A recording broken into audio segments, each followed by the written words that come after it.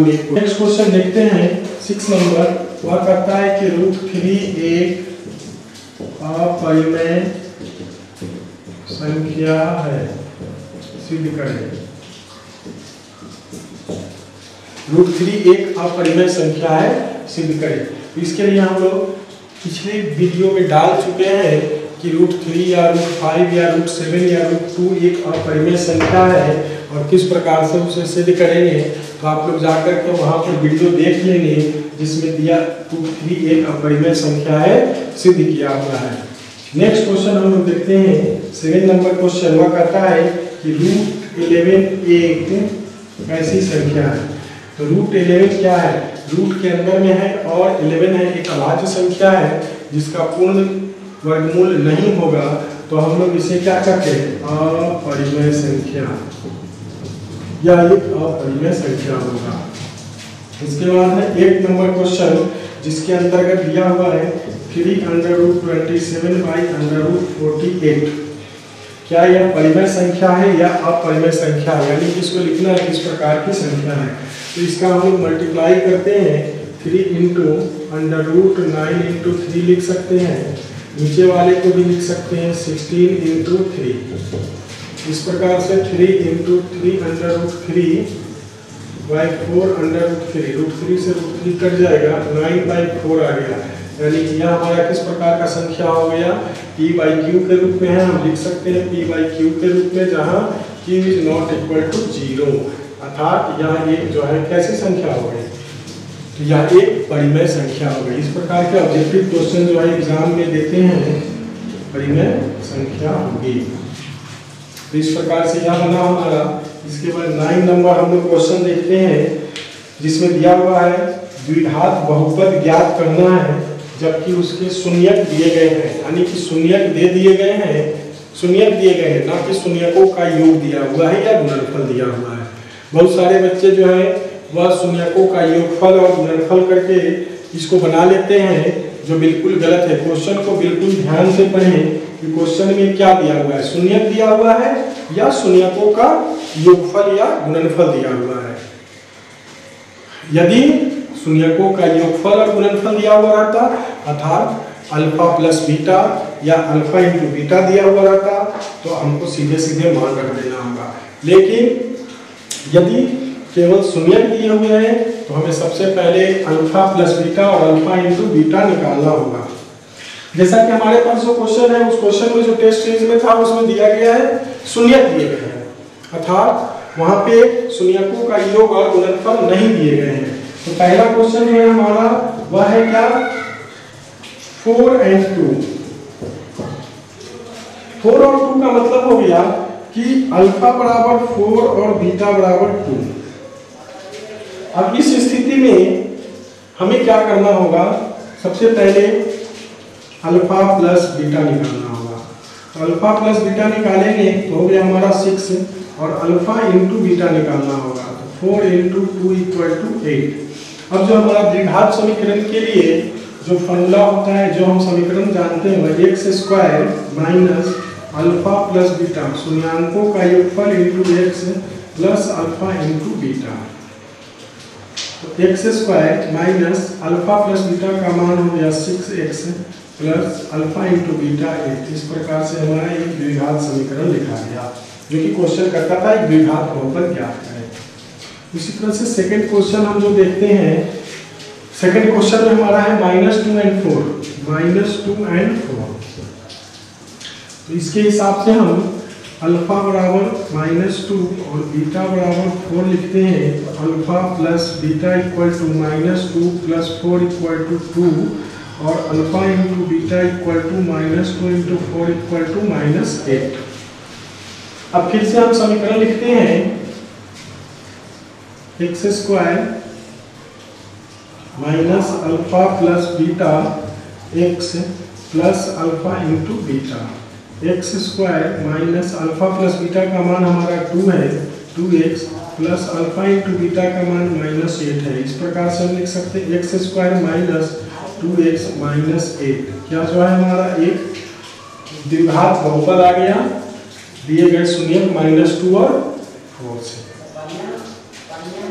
इसके बाद फिर तीसरा क्वेश्चन जो है वह क्वेश्चन हमारा दिया हुआ है √3 एंड 2√3, √3 एंड 2√3। अब इसके लिए देखते हैं alpha plus beta equal to √3 plus 2√3, कितना हो गया 3√3, और अल्फा इंटू बीटा बराबर कितना हो जाएगा √3 इंटू 2√3 अर्थात 2 इंटू 3 इक्वल टू 6। अब इसके आधार पर हम समीकरण रख देते हैं तो हमारा फॉर्मूला हो जाएगा x² minus alpha plus beta x और प्लस अल्फा इंटू बीटा, यानी कि x², ध्यान देंगे x² minus alpha plus beta का मान हो गया 3√3x और प्लस अल्फा इंटू बीटा का मान 6। इस प्रकार से हमें जो है यह समीकरण प्राप्त हो गया जिसमें हम निकाल लेते हैं। उसके बाद चौथा जो है वह है 0 एंड फोर्थ नंबर जो है वह है 0 और 3√2। एक शून्यक जो है हमारा 0 है और दूसरा शून्यक जो है वह 3√2 है। तो अल्फा और बीटा, अल्फा इक्वल टू 0 और बीटा इक्वल टू हम 3√2 लिखते हैं। तो alpha plus beta equal to 0 plus 3√2 यानी कि 3√2 और alpha into beta equal to 0 into 3√2 यानी कि 0। अब जो है हमारा समीकरण है x² minus alpha plus beta x plus alpha into beta, यानी कि x² minus alpha plus beta का मान हो गया 3√2x और प्लस 0। यह जो है हमारा एक समीकरण प्राप्त हो गया, यानी कि द्विघात बहुपद जो है हमें प्राप्त हो गई। इस तरह से हम जो है सभी क्वेश्चनों को हल कर दें। बहुत सारे लोग गलती करते हैं, इसको मान लेते हैं कि यह शून्यकों का योग दिया हुआ है जैसा कि एनसीईआरटी किताब में दिया हुआ है, तो हम लोग उसी के आधार पर बना देते हैं। क्वेश्चन को ध्यान से नहीं पढ़ने के कारण यह स्थिति उत्पन्न होती है। तो ऐसे क्वेश्चन बहुत ही ईजी होते हैं, लेकिन इसको थोड़ा ध्यान रखना होगा कि हम जो है बनाते समय कि क्वेश्चन को ध्यान से पढ़ें। तो इस प्रकार से हम इसका सॉल्यूशन कर लिए क्वेश्चन नंबर 9 का भी। अब इसके बाद नेक्स्ट क्वेश्चन देखते हैं, क्वेश्चन नंबर 10, जिसमें शून्यक ज्ञात करने हैं। दिए गए समीकरण का शून्यक ज्ञात करना है, जिसमें हमारा जो है वह पहला क्वेश्चन है वह है x² minus 6x plus 5, x² minus 6x plus 5, x² minus 6x plus 5। ये हम लोग जो है 9 क्लास में या 8 क्लास में भी पढ़ चुके हैं, जिसमें बीच वाले पद को दो भागों में तोड़ा जाता है, पढ़े हैं हम लोग, जिसका कि जोड़ने या घटाने पर इसके मान के बराबर है और इसका जो संख्यान का गुणनफल है वह पहले पद के गुणांक और तीसरे पद के गुणनफल के बराबर होने चाहिए, यानी कि x² minus 5x minus x plus 5। तो इस स्थिति में -5 को -1 से मल्टीप्लाई करेंगे तो हमारा 5 आएगा, और यहाँ भी देखते हैं 5 को 1 से मल्टीप्लाई करेंगे, दोनों में प्लस है तो 5 प्लस में आएगा, यहाँ भी माइनस माइनस मिलके प्लस हो जाएगा। अब चार पदों में से दो पद के लिए हम लोग कॉमन लेते हैं, इस दोनों में से x कॉमन लेते हैं तो x माइनस 5, और यहाँ कॉमन लेते हैं -1 तो हो जाता है हमारा x माइनस 5। इस प्रकार से हम लिख सकते हैं x माइनस 1 और x माइनस 5। हमको शून्य ज्ञात करना, इसलिए दोनों का गुणनफल जो है वह शून्य होगा, तभी हम शून्य ज्ञात कर सकते हैं। अब दोनों में से किसी एक का मल्टीप्लाई अगर 0 होगा, एक का वैल्यू, तभी दूसरा 0 हो सकता है, नहीं पूरे समीकरण का मान 0 हो सकता है। किसी भी दो संख्याओं का गुणनफल तभी 0 हो सकता है जब उनमें से कोई ना कोई एक संख्या जो है वह शून्य हो। तो यहाँ भी दो संख्या है x माइनस 1 और x माइनस 5, इन दोनों में से किसी एक पद का वैल्यू यदि 0 आएगा तभी जाकर के पूरे पद का, पूरे समीकरण का वैल्यू 0 आएगा। तो x माइनस 1 बराबर यदि हम लोग 0 रखते हैं तो x बराबर आता है हमारा 1, जबकि यदि हम लोग x माइनस 5 इक्वल टू 0 रखते हैं तो x इक्वल टू 5, यानी कि अभिष्ट हल जो है, अभिष्ट शून्यक जो है x का वह क्या होगा, या तो होगा 1 या तो होगा 5, यानी कि दो आंसर आए 1 और 5। या तो 1 रखेंगे तो आंसर आएगा, या 5 रखेंगे 2, यानी कि 1 और 5 दो आंसर हमारे पास आ गए। इसी तरह से दूसरा क्वेश्चन जो है हमारा वह क्वेश्चन है 2x² plus 5x plus 3। 2x² plus 5x plus 3, 2x² plus 5x plus 3। इसमें पहले पद और तीसरे पद का गुणा करते हैं तो 6 आता है। तो उसी तरह से बीच वाले को भी दो भागों में इस प्रकार से तोड़ेंगे कि उसका भी गुणनफल 6 आ जाए। तो देखते हैं 2x² plus 3x plus 2x plus 3, 3 दूनी 6, 3 दूनी 6 और 3 और 2 5। अब जो है दोनों में x कॉमन लेते हैं तो 2x प्लस 3 और इसमें प्लस 1 2x प्लस 3, तो x प्लस 1 और 2x प्लस 3। अब दोनों पद में से कोई पद का मान 0 होगा। यदि x plus 1 equal to 0, x equal to 1 होगा, -1 होगा। इसी प्रकार से 2x प्लस 3 इक्वल टू 0 रखते हैं तो 2x इक्वल टू -3 और x इक्वल टू -3/2 होगा।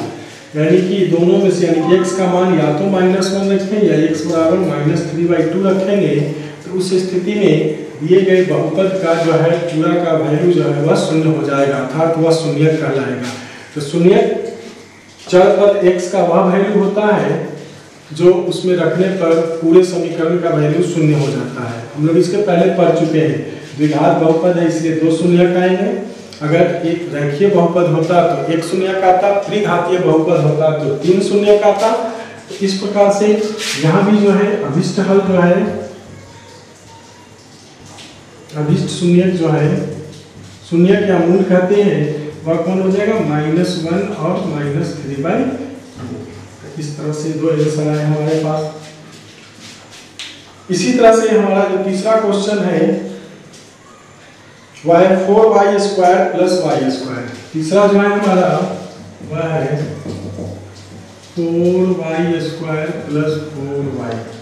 ये तो 2 पद में ही है जो बहुत ही आसान है इसको निकालना, जिसमें हम देखते हैं 4y कॉमन लेते हैं तो y प्लस 1।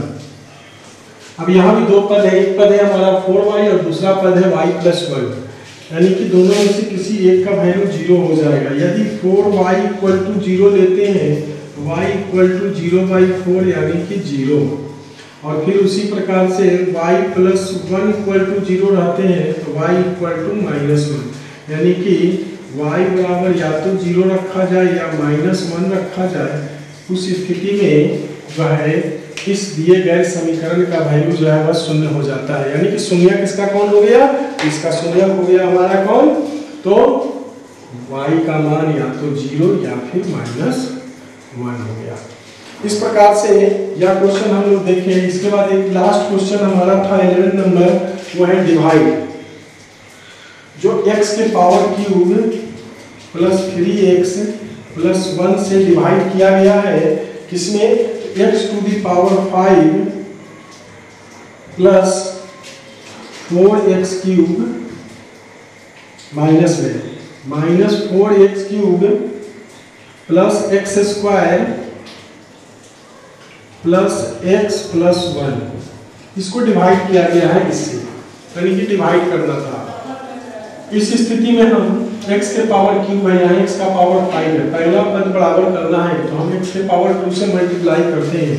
x के पावर 2 से यदि हम मल्टीप्लाई करते हैं तो हो जाएगा x का पावर 5, इससे गुना करेंगे तो हो जाएगा 3x² जो कि प्लस में होगा 3x 2 और 1 3 क्यूब, फिर उसके बाद x² को 1 से करेंगे तो प्लस x², चिन्ह को चेंज कर देते हैं, माइनस माइनस और माइनस, ये तो कैंसिल हो जाएगा और यहाँ हमारा x² वाला भी कैंसिल हो गया। यहाँ पे आया हमारा -4x³ और 3x²।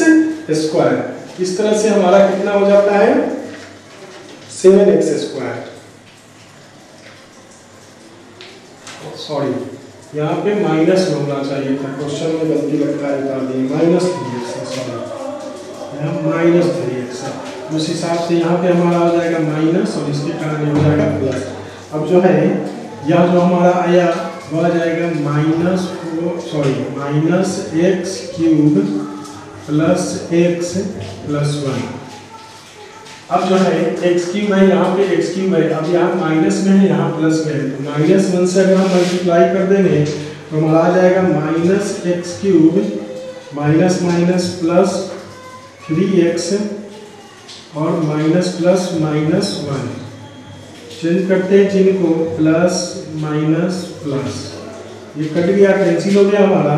यहाँ पे हो गया -2x, 3x माइनस में था तो x प्लस में था और प्लस 2। इस प्रकार से हमारा शेष जो है वह बच गया, यानी कि भागफल हमारा जो आया वह x² - 1 आया, जबकि शेषफल जो है हमारा आया -2 प्लस x। इस प्रकार से जो हमारा क्वेश्चन था उसका पूरा का पूरा हम लोग हल करके देखें। इसको आप लोग जा करके बार बार प्रैक्टिस करेंगे। उम्मीद है एक्सरसाइज 1 और 2